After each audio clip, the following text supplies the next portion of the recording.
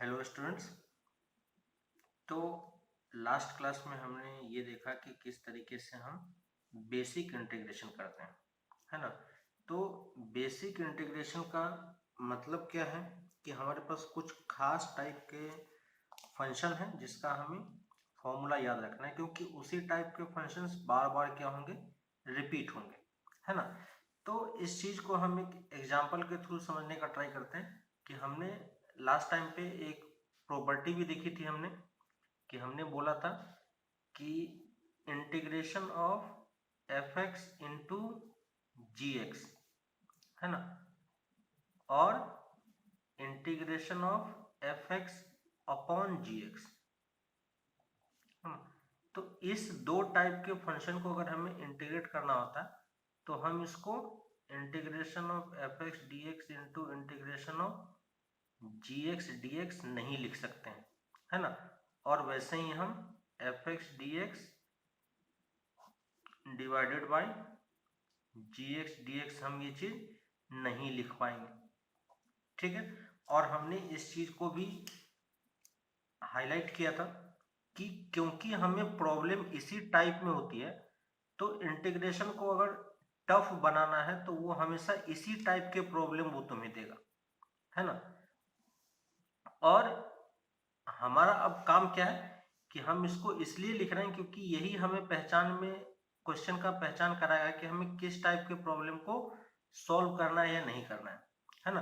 तो किस टाइप के प्रॉब्लम में हमें कहाँ पे कौन सा अप्रोच यूज करना है, बस हमें वही चीजें सीखनी है। तो मैक्सिमम टाइम पे प्रॉब्लम हमारे पास बस यही आएगी कि या तो वो मल्टीप्लिकेशन के टर्म्स में हो या फिर वो डिवीजन के टर्म्स में हो।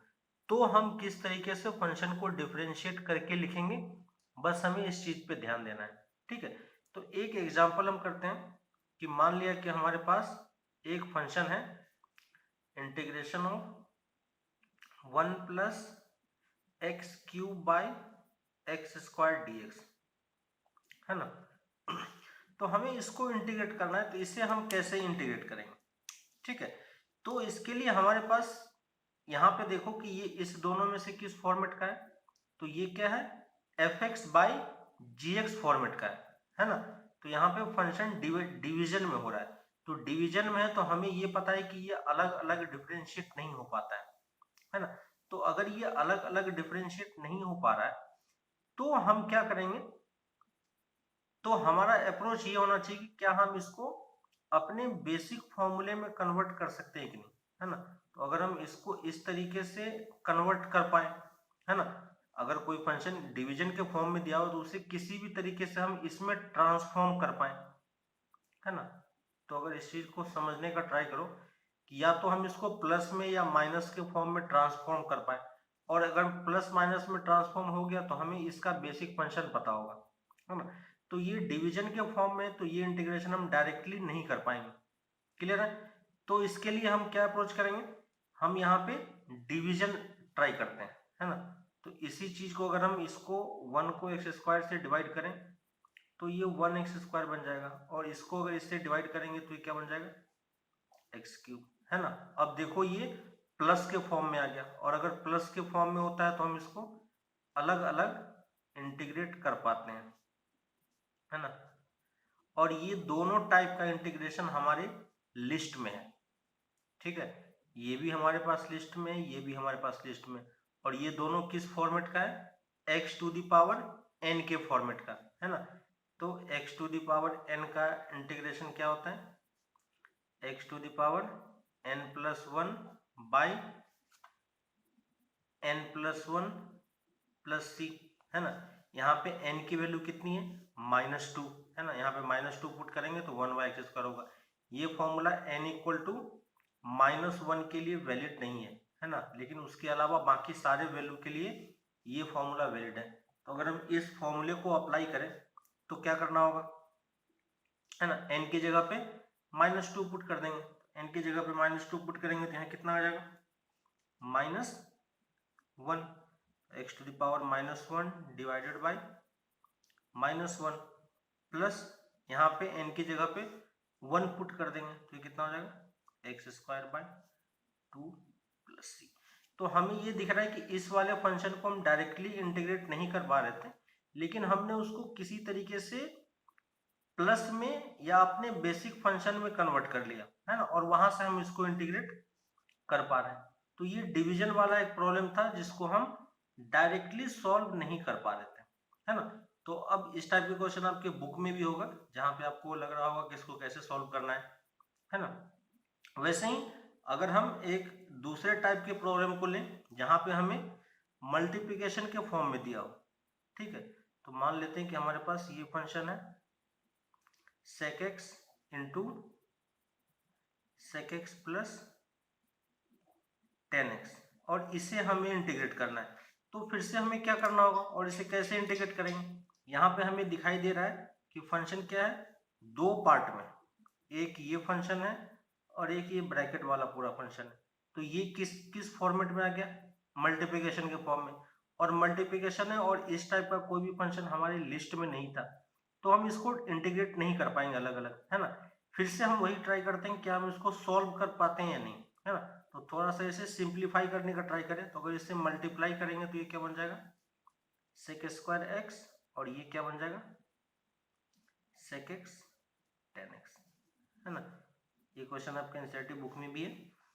और अब हम इसको अलग अलग कर सकते हैं, है ना, sec x tan x dx, और ये दोनों इंटीग्रेशन की वैल्यू हमारी लिस्ट में है ना। लिस्ट में देखना, इसको हम इसको आगे सॉल्व कर पाते हैं, ठीक है। वैसे ही हम एक और एग्जांपल देखते हैं। अगर मान लो हमें tan स्क्वायर x को इंटीग्रेट करना हो तो कैसे करेंगे? अब आपको याद हो कि हमारे लिस्ट में ये tan स्क्वायर x का इंटीग्रेशन नहीं था, है ना, लेकिन हम इसको ट्रिगोनोमेट्री यूज करके सॉल्व कर सकते हैं। कैसे सॉल्व करेंगे? तो tan स्क्वायर को हम क्या लिख सकते हैं, 1 प्लस sec स्क्वायर x, क्योंकि हमें sec स्क्वायर x का इंटीग्रेशन पता होता है, tan स्क्वायर x का इंटीग्रेशन पता नहीं होता है ना। और यहां से अब हम इसको अलग अलग कर सकते हैं। तो ये 1 dx plus integration sec square x dx, और अब ये दोनों इंटीग्रेशन हमारी लिस्ट में है, तो फिर हम यहां से इसको आगे सॉल्व कर पाएंगे। कर लोगे ये सॉल्व, है ना। लिस्ट में देखो क्या है, तो हमें बस ये ध्यान रखना है कि उस लिस्ट को आप जितनी बार देखोगे क्वेश्चन सॉल्व करना आपके लिए उतना ही इजी होगा, क्योंकि वो वही जो लिस्ट है, हमें कितने भी डिफिकल्ट प्रॉब्लम दिए हुए हो, हमें सबको रिड्यूस उसी फॉर्मेट में करके लेके जाना है, क्योंकि वही हमारा बेसिक फंक्शन है, इसलिए हम उसको बेसिक फंक्शन बोल रहे हैं। कि कुछ भी टाइप का प्रॉब्लम हो, हमारा सारा प्रॉब्लम किसी भी तरीके से घूम के उसी पॉइंट पे पहुंचना है ताकि हम उसको सॉल्व कर पाए, है ना। इसके अलावा हमारे पास और कोई मेथड नहीं है। क्लियर है? तो अभी आपके पास जितने भी क्वेश्चन आएंगे वो किसी न किसी तरीके से उसी बेसिक फॉर्मेट में घूम फिर के जाएगा, है ना। तो ये अब हमें प्रॉब्लम समझ में आ रही है कि अगर मल्टीप्लिकेशन में हो या डिवीजन के फॉर्मेट में हो तो क्वेश्चन सॉल्व करना थोड़ा सा डिफिकल्ट होता है ना। तो अब हमारे पास जो भी प्रॉब्लम आएगा वो मल्टीप्लिकेशन और डिवीजन के फॉर्मेट में ही होगा, और वो चीज हमारे लिस्ट में नहीं होगा, है ना। लेकिन वो हमारे लिस्ट में नहीं है तो हमें करना क्या है कि हमें किसी भी तरीके से क्वेश्चन को सिंप्लीफाई करके अपने लिस्ट वाले फॉर्मेट में से किसी एक फॉर्मेट में पहुंचना है। क्लियर हो रहा है ना। तो ये हमारा बेसिक एम है, ठीक है। तो अब हम मेथड ऑफ इंटीग्रेशन में फर्स्ट मेथड पढ़ रहे हैं, जिससे हम बोलते हैं सब्स्टिट्यूशन मेथड, है ना।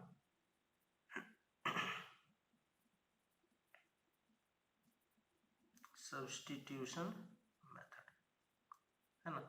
ये सबसे इंपॉर्टेंट मेथड है और 90% केस में यही चीजें हमें समझना होता है कि सब्स्टिट्यूशन हमें कहाँ पे करना है और कैसे करना है ना।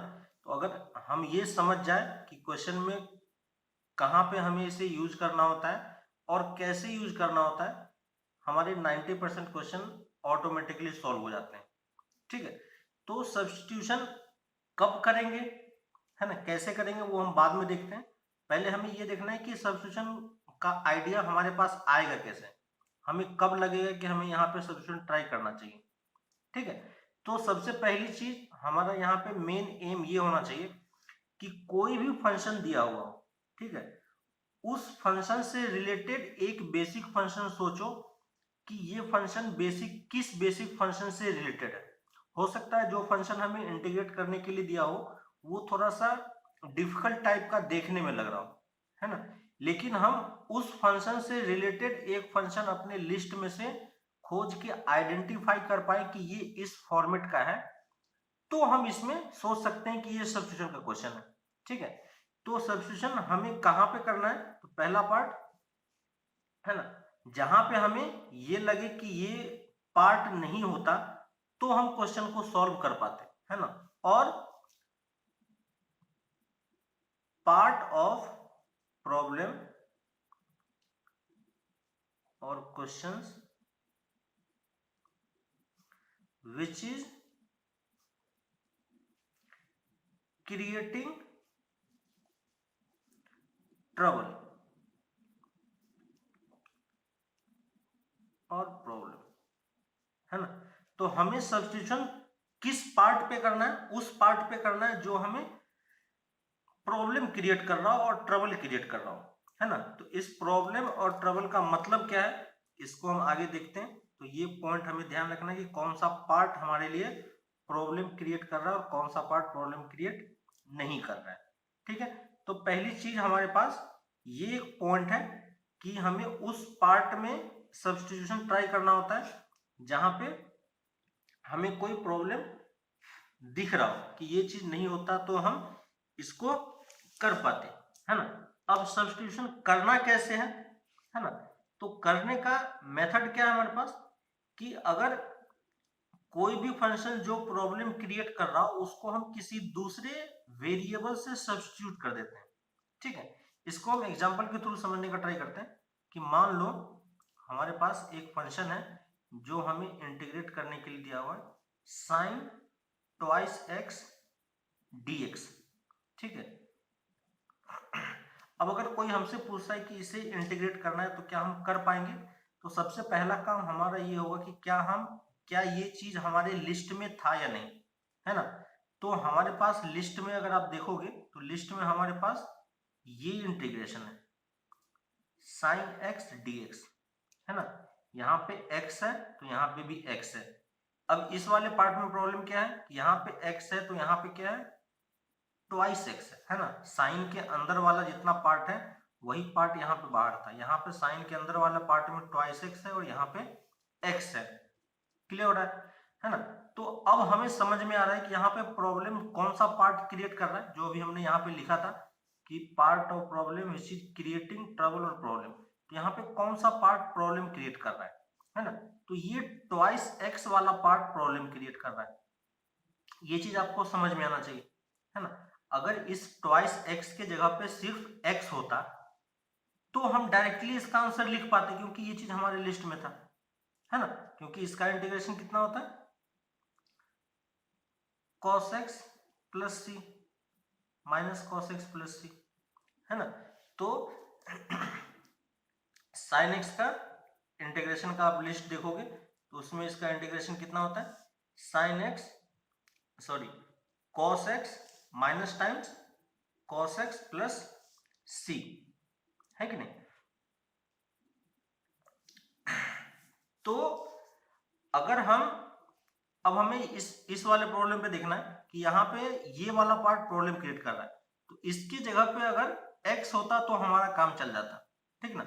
अब ये मुझे ये बताओ कि अगर हमें ये इंटीग्रेशन दिया होता sin t dt तो हम इसको क्या लिखते हैं, है ना। तो फिर से हमें यहाँ पे देखना क्या है कि ये साइन के अंदर वाला पार्ट क्या है t और इसके बाहर क्या है t के रिस्पेक्ट में ही करना है। यहाँ पे बस इस दोनों में डिफरेंस क्या है, बस वेरिएबल चेंज हुआ है, तो इसका भी इंटीग्रेशन कितना होगा सेम इसी की तरह काम करेगा। तो यहाँ पे जो x था यहाँ पे क्या आ जाएगा cos t प्लस सी, कोई फर्क नहीं पड़ने वाला, है ना। तो हमें ये ध्यान देना है कि वेरिएबल कुछ भी हो अगर ये इस फॉर्मेट का है तो हमेशा इंटीग्रेशन की वैल्यू कितनी होगी सेम ही चीज होगी। अब फिर से हम यहाँ पे आते हैं कि ये साइन ट्वाइस x था, है ना, तो अगर इसके जगह पे कोई एक वेरिएबल होता है इस टाइप का तो हमारा क्वेश्चन सॉल्व हो जाता है ना। तो हम यहाँ पे क्या करते हैं, सब्स्टिट्यूट करते हैं। और किसको सब्स्टिट्यूट करते हैं, ट्वाइस एक्स वाले को। इसी को सब्स्टिट्यूट क्यों किया, क्योंकि यही क्या कर रहा है, प्रॉब्लम क्रिएट कर रहा है। तो इसको हम किससे सब्स्टिट्यूट करेंगे, एक अदर वेरिएबल टी से सब्स्टिट्यूट कर दिया, है ना।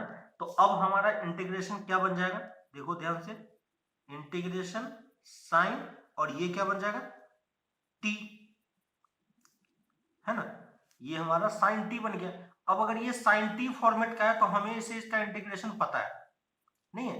लेकिन अब प्रॉब्लम क्या हो गई कि अगर यहाँ पे t है तो यहाँ पे भी क्या होना चाहिए, dt होना चाहिए, है ना। लेकिन यहाँ पे क्या था हमारे पास, dx था।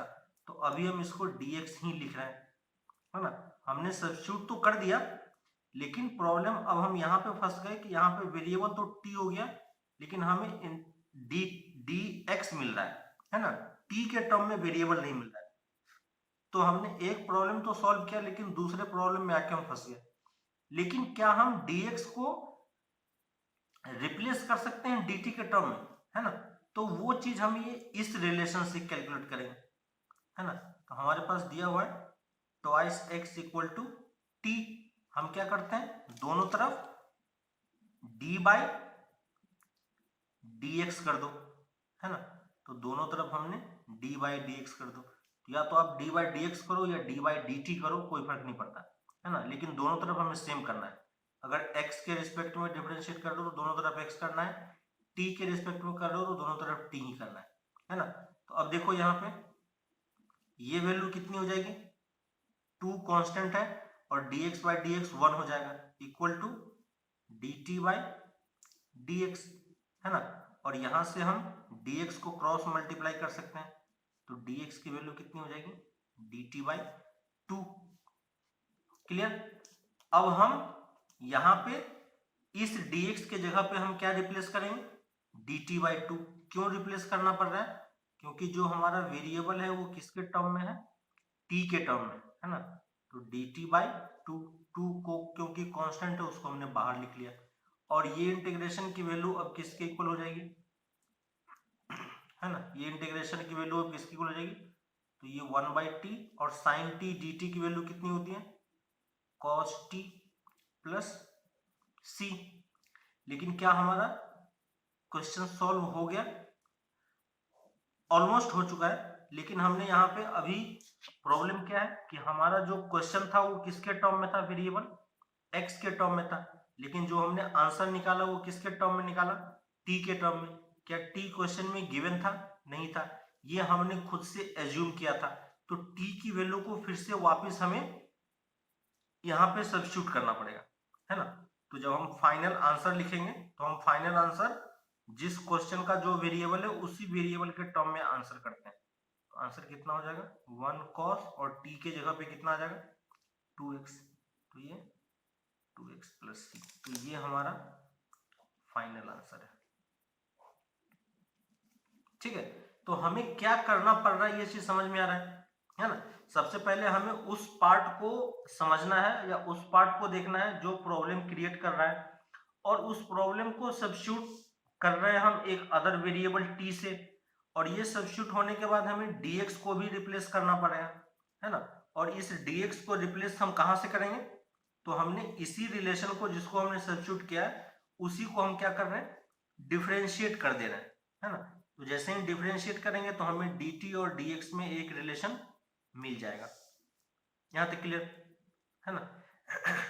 तो यहां पे बस हमें ये सोचना है कि कौन सा पार्ट प्रॉब्लम क्रिएट कर रहा है, बस हमें उसे रिप्लेस करना होता है, ठीक है। तो अब हम एक और एग्जांपल लेते हैं और इसी चीज को और अच्छे तरीके से समझने का ट्राई करते हैं, ठीक है।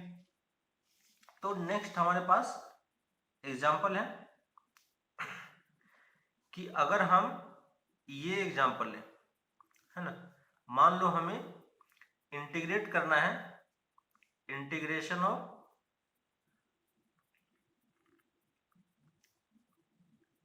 To x sine x square dx, ठीक है। अब अगर कोई हमें ये इंटीग्रेट करने के लिए बोलता है कि ये इंटीग्रेशन की वैल्यू बताओ कितनी होगी, तो ये इंटीग्रेशन की वैल्यू हमें नहीं पता है ना।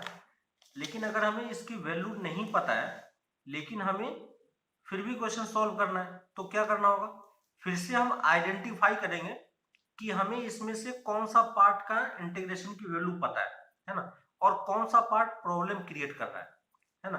तो यहाँ पे देखो ये मल्टीप्लिकेशन के टर्म में अगर इस तरीके से सोचो कि ये साइन एक्स स्क्वायर वाला पार्ट नहीं होता तो क्या हम सिर्फ इसको इंटीग्रेट कर पाते कि नहीं, कर लेते, यानी ये वाला पार्ट प्रॉब्लम क्रिएट नहीं कर रहा है ना। अब एक बार इसको हटा के देखो, अगर सिर्फ ये टर्म होता तो क्या हम इसको इंटीग्रेट कर पाते, फिर नहीं कर पाते। क्यों, क्योंकि अगर यहाँ पे सिर्फ x होता तो हम इंटीग्रेट कर लेते, लेकिन क्योंकि x स्क्वायर है तो हमें इंटीग्रेट करने में प्रॉब्लम होगी। इसका मतलब प्रॉब्लम कौन सा पार्ट क्रिएट कर रहा है, ये साइन एक्स स्क्वायर वाला पार्ट है कि नहीं, ये समझ में आ रहा है।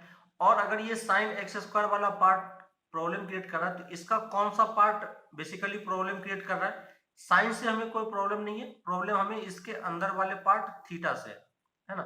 और ये थीटा में यहाँ पे क्या है, एक्स स्क्वायर, अगर सिर्फ एक्स होता तो हमारा काम चल जाता है ना। तो हम क्या करेंगे, इसी एक्स स्क्वायर को क्या रिप्लेस करेंगे, एक अदर वेरिएबल टी, क्लियर है। और अगर हमने दूसरा वेरिएबल टी रिप्लेस कर दिया तो अब अगर हम इसको इंटीग्रेशन लिखेंगे तो ये कितना हो जाएगा, twice x sine x square के जगह पे टी और यहाँ पे dx आ जाएगा, है ना। अब सोचो कि क्या हम इसको इंटीग्रेट कर पाएंगे, नहीं कर पाएंगे, क्योंकि हमारा फंक्शन अब किसके टर्म में आ गया है, टी के टर्म में आ गया है ना। तो टी को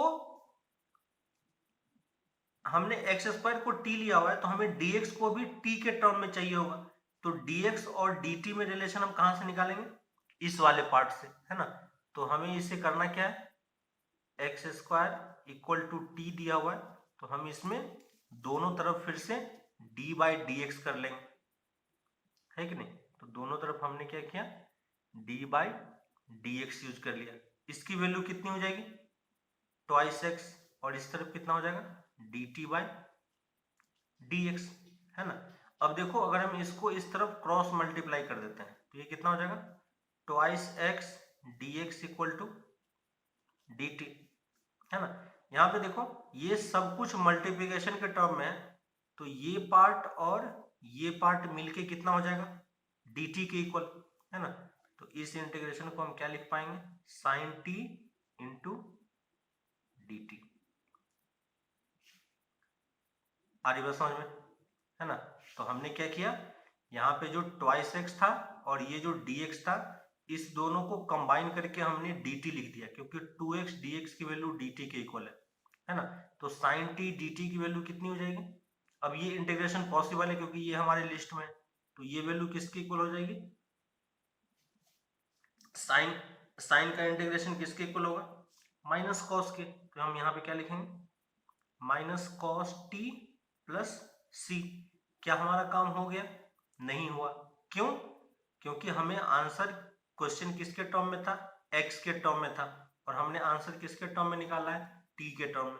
तो हम इसको फिर से टी को रिप्लेस कर देंगे एक्स स्क्वायर, तो ये कितना हो जाएगा, कॉस एक्स स्क्वायर प्लस सी।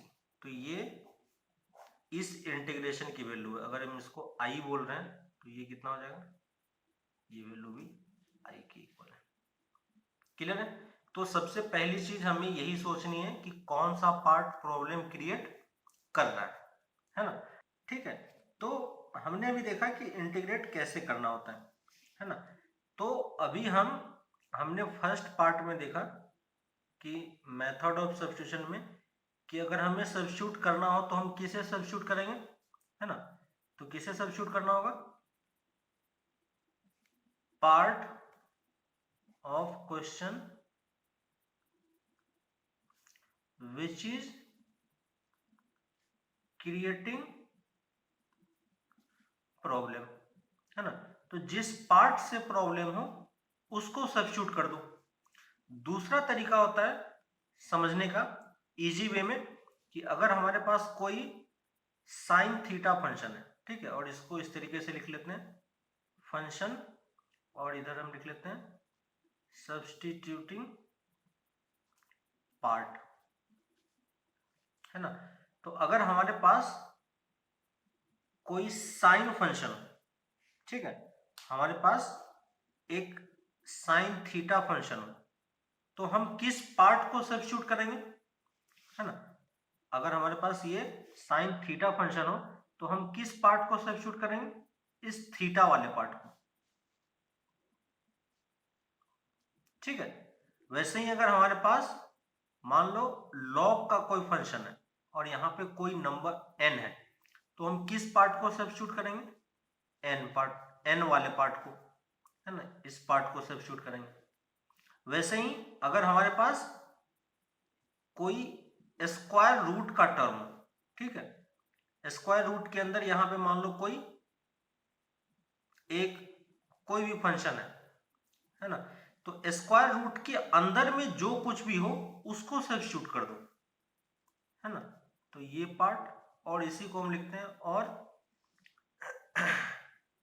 फंक्शन और टर्म इनसाइड स्क्वायर रूट, ठीक है। और ये काफी इंपॉर्टेंट पार्ट है ना। बाकी सारे पार्ट में आपको समझ में आ जाएगा, ये वाला पार्ट हमें ध्यान रखना है। जब भी कोई रूट का टर्म हो तो वही रूट वाला पार्ट प्रॉब्लम क्रिएट कर रहा होता है ना। जो कि आप क्वेश्चन करोगे तो और अच्छे तरीके से समझोगे। तो हमेशा हमें जो टर्म स्क्वायर रूट के अंदर में है उस वाले पार्ट को हमें क्या करना है, सब्स्टिट्यूट करना है। तो ये वैसे ही अगर किसी फंक्शन में इनवर्स का फंक्शन हो, है ना, इनवर्स फंक्शन हो, है ना, जैसे साइन इनवर्स एक्स, है ना, तो हमें क्या करना है, इनवर्स पार्ट को ही सब्स्टिट्यूट कर देना है, ठीक है।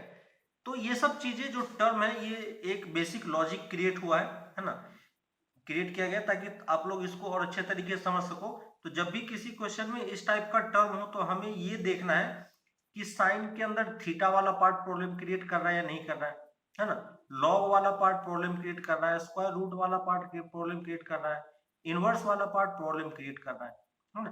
तो मैक्सिमम टाइम पे यही होता है कि यही सारे पार्ट क्या होते हैं, प्रॉब्लम क्रिएट करते हैं। तो डायरेक्टली अगर हम इसको सब्स्टिट्यूट कर दें तो हमारा काम इजी हो जाता है, ठीक है। जैसे अगर हम इस फंक्शन को समझने का ट्राई करें, ठीक है, एग्जांपल ले लेते हैं। हमारे पास एक फंक्शन है integration of sine root x divided by root x और यहाँ पे dx है, ठीक है। तो अब बताओ कि यहाँ पे हम क्या करेंगे, है ना। तो हमें यहाँ पे देखना है कि यहाँ पे फंक्शन साइन का फंक्शन है और ये रूट का टर्म है। तो हमें पता है कि रूट का टर्म प्रॉब्लम क्रिएट करता है ना। लेकिन साइन के अंदर में ये प्रॉब्लम है ना।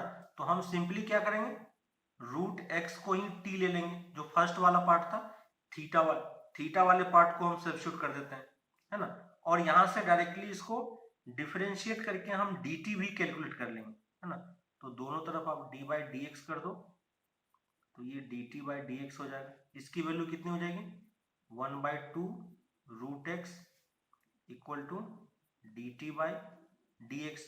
डी एक्स को मल्टीप्लाई किया तो dx बाई रूट एक्स की वैल्यू कितनी हो गई, 2 टाइम्स dt, है ना। यहाँ पे देखो ये कंप्लीट पार्ट क्या बन जाएगा, 2 टाइम्स dt। तो इस इंटीग्रेशन को हम क्या लिख पाएंगे, साइन t dt। 2 था, 2 को हमने बाहर लिख लिया क्योंकि वो कांस्टेंट है। और इस वाले पार्ट को हमें इंटीग्रेट करना आता है, कितना हो जाएगा, minus times cos t plus T. फिर से हम t को रूट एक्स सब्स्टिट्यूट कर देंगे क्योंकि जो वेरिएबल है उसी के टर्म में हमें आंसर करना है। तो हमारा आंसर कितना हो गया, सिंपली हो गया, है ना। तो इस टाइप के चीजों को आपको सोचने की जरूरत है कि एक्चुअली में ये चीज सब्स्टिट्यूशन कैसे काम कर रहा है और किस तरीके से हमारा फंक्शन। अब ये सब फंक्शन आपको दिखाई दे रहा होगा कि ये सब फंक्शन हमारे बेसिक फंक्शन में इंक्लूडेड था, है ना।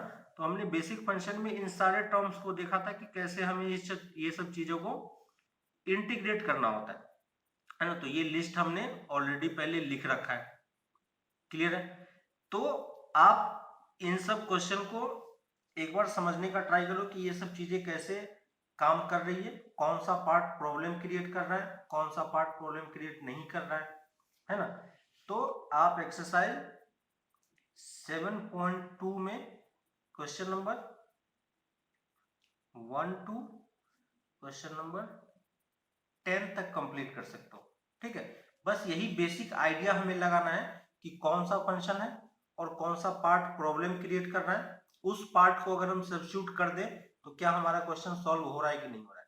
ठीक है, तो यहां तक आते आते आपका 90% केसेस सॉल्व हो जाता है। ठीक है, बाकी इसके अलावा भी कुछ कुछ मेथड्स हैं हमारे पास जिसको हम यूज करके अपने क्वेश्चन को सॉल्व करते हैं। ठीक है, तो नेक्स्ट क्लास में हमने दो टाइप के क्वेश्चन देखे थे। एक सब्स्टिट्यूशन वाले पार्ट में हमने दो पार्ट देखा है कि कौन से पार्ट को, जो पार्ट प्रॉब्लम क्रिएट कर रहा है उसको हमें सब्स्टिट्यूट करना होता है, और किस टाइप का फंक्शन होता है तो कौन सा पार्ट सब्स्टिट्यूट करने से हमारा क्वेश्चन सॉल्व हो जाता है। ठीक है, नेक्स्ट पार्ट में हम देखेंगे कि इसी को और कैसे हम एक्सटेंड कर सकते हैं ताकि कुछ रिजल्ट हमारे साथ हो, ताकि हम क्वेश्चन को देखें तो डायरेक्टली हमें समझ में आ जाए कि ये क्वेश्चन कैसे सॉल्व होगा, है ना? तो यहाँ पे आपको लॉजिक क्रिएट करना होता है कि कैसे हम किसी क्वेश्चन में आगे प्रोसीड करें, है ना? इंटीग्रेशन टफ नहीं होता है, लेकिन अगर प्रैक्टिस नहीं होगा, प्रैक्टिस नहीं करोगे तो ये चैप्टर काफी टफ बन जाता है ना? और अगर ये चैप्टर टफ बन गया तो फिजिक्स में फिर प्रॉब्लम होगी। तो इसलिए हमें इस चैप्टर में काफी मेहनत करनी है। किसी भी टाइप से कोई भी क्वेश्चन हमें छूटना नहीं चाहिए। कैसे हम इंटीग्रेट करते हैं, है ना? किस किस टाइप का फंक्शन हमारे सामने होता है तो हम कैसे इंटीग्रेट कर पाते हैं, वो सब चीजें हमारे पास क्लियर होनी चाहिए। इंपॉर्टेंट चीज कि हमारे पास जो लिस्ट था वो लिस्ट के सारे फॉर्मूले हमें अच्छे तरीके से याद होने चाहिए। ठीक है, तो आप वो फॉर्मूले को एक बार फिर से रिवाइज करो, एक्सरसाइज 7.1 कंप्लीट करो, और 7.2 के एक्सरसाइज क्वेश्चन नंबर 1 से लेकर 10 तक 10 क्वेश्चन है, ये 10 क्वेश्चन आप ट्राई करो। इसके बाद हम लोग नेक्स्ट क्लास में कुछ और मेथड्स देखेंगे जहां पे इसी टाइप के क्वेश्चन को और जल्दी हम सॉल्व कर पाएंगे, है ना? तो क्वेश्चन आपको धीरे धीरे जैसे जैसे आप आगे बढ़ते जाओगे तो क्वेश्चन डायरेक्टली आप देख के सोच सकते हो कि हमें इसमें क्या करना चाहिए, क्वेश्चन कैसे जल्दी सॉल्व होगा। ठीक है, तो नेक्स्ट क्लास में हम लोग फिर से मिलते हैं। Okay, bye.